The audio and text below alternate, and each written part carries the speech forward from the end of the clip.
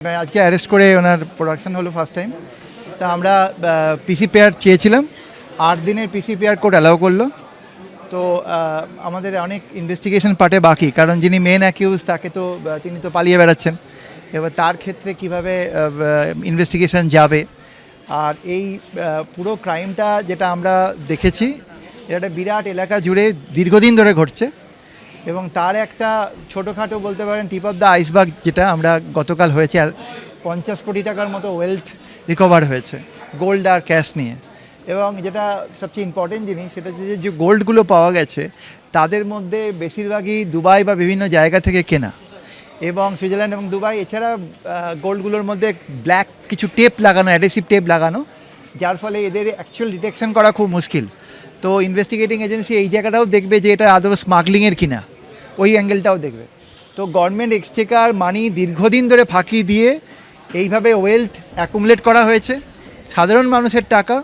তো এই পুরো ব্যাংক যা ক্যাশ যা আছে, অ্যাজ পার ল যা হওয়ার হবে, আমরা অ্যাজ পার বিএনএসএস এবং বিএনএস অনুযায়ী পেনাল সেকশন এবং বিএনএসএস অনুযায়ী আমরা আমাদের স্টেপগুলো টাইম টু টাইম নেব, যেটা করণীয়।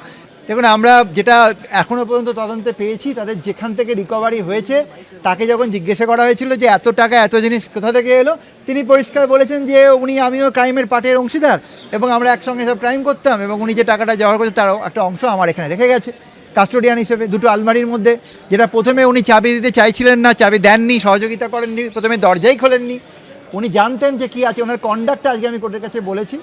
তো যাই হোক, আলটিমেটলি আলমারি ভেঙে দুখানা আমরা আপনারা সবাই জানেন কি পাওয়া গেছে, হিউজ পরিমাণে ওয়েলথ অ্যান্ড ক্যাশ। একদিকে আপনারা দেখলেন টুলু মণ্ডলের বাড়ি, যেখানে তল্লাশি অভিযান চলছে। টুলু মণ্ডলের ম্যানেজার, তার বাড়িতেও, তার অনুষ্ঠান বাড়িতেও তল্লাশি অভিযান চলছে। আর ইতিমধ্যে গতকাল যাকে গ্রেপ্তার করা হয়েছিল, মিনার মণ্ডল, টুলু মণ্ডলের আত্মীয়, তাকে আজকে আদালতে পেশ করা হয়। 8 দিনের পুলিশ হেফাজতের নির্দেশ দিয়েছে আদালত।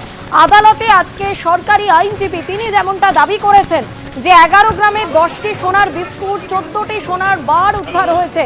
সোনা সুইজারল্যান্ড, দুবাই থেকে আনা হয়েছিল। আদালতে সওয়াল সরকারি আইনজীবী। দেশের বাইরে চলে গিয়েছেন টুলু মণ্ডল। আদালতে দাবি সরকারি আইনজীবী, উদ্ধার 28.5 কোটি টাকা ও 15 কেজি সোনা। টাকা সোনা মিলিয়ে উদ্ধার 50.5 কোটি। জোর করে জমি দখল, জোর করে টাকা আদায়ের অভিযোগ। ধৃত মিনার মণ্ডলের 8 দিনের পুলিশ হেফাজতের নির্দেশ দিয়েছে আদালত।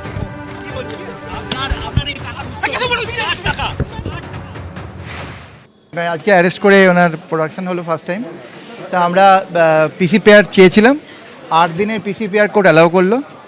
তো আমাদের অনেক ইনভেস্টিগেশন পার্টে বাকি, কারণ যিনি মেন অ্যাকিউজ তাকে তো তিনি তো পালিয়ে বেড়াচ্ছেন।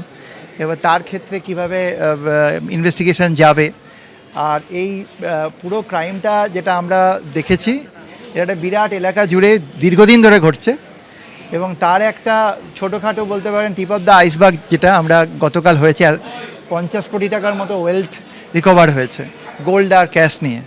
এবং যেটা সবচেয়ে ইম্পর্টেন্ট জিনিস, সেটা হচ্ছে যে গোল্ডগুলো পাওয়া গেছে তাদের মধ্যে বেশিরভাগই দুবাই বা বিভিন্ন জায়গা থেকে কেনা, এবং সুইজারল্যান্ড এবং দুবাই। এছাড়া গোল্ডগুলোর মধ্যে ব্ল্যাক কিছু টেপ লাগানো, অ্যাডেসিভ টেপ লাগানো, যার ফলে এদের অ্যাকচুয়াল ডিটেকশন করা খুব মুশকিল। তো ইনভেস্টিগেটিং এজেন্সি এই জায়গাটাও দেখবে যে এটা আদৌ স্মাগলিংয়ের কিনা, ওই অ্যাঙ্গেলটাও দেখবে।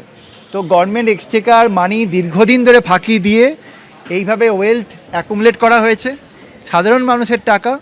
তো এই পুরো ব্যাংক যা ক্যাশ যা আছে, অ্যাজ পার ল যা হওয়ার হবে, আমরা অ্যাজ পার বিএনএসএস এবং বিএনএস অনুযায়ী পেনাল সেকশন এবং বিএনএসএস অনুযায়ী আমরা আমাদের স্টেপগুলো টাইম টু টাইম নেব, যেটা করণীয়।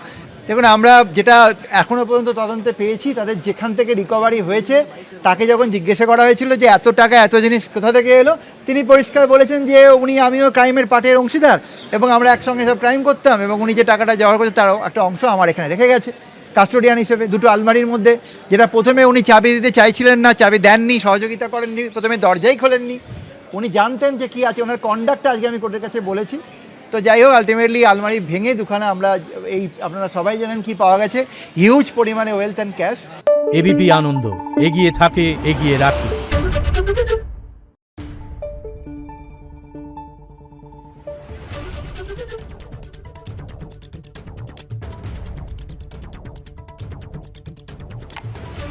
Thank you.